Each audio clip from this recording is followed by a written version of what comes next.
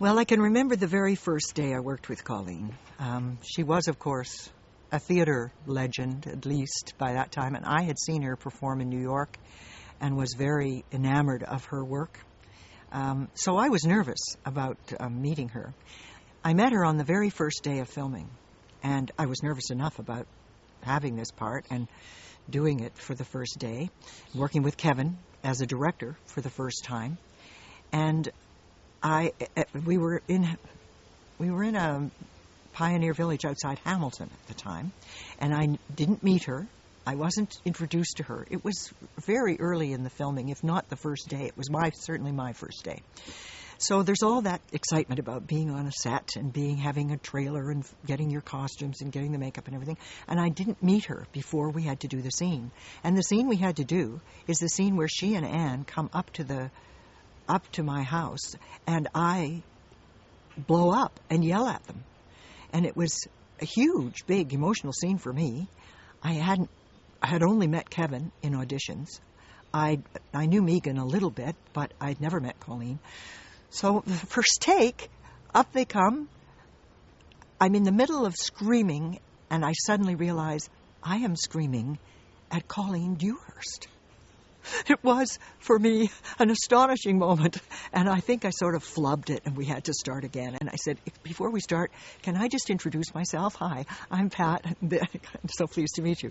Well, that was sort of a funny way to start, but we did become I don't like to say close friends, because Colleen was a very guarded and private person, but she was very impressed, I think, with Kevin's work on the piece and with the actors that were working with him. And she and I gradually, over the time we worked together onto the Avonlea series, did become good working colleagues.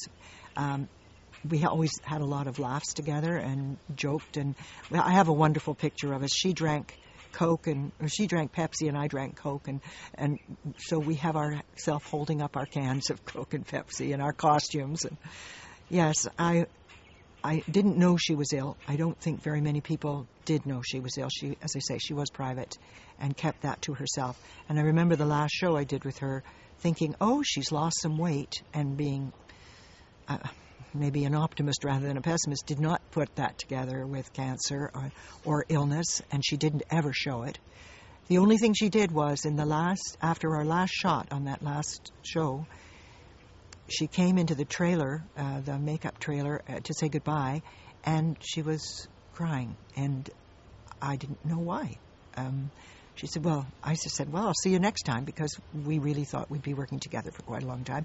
And when she went out, I said to the girls in the trailer, what was that? I've never seen anything like that. And I think within a couple of months she was dead.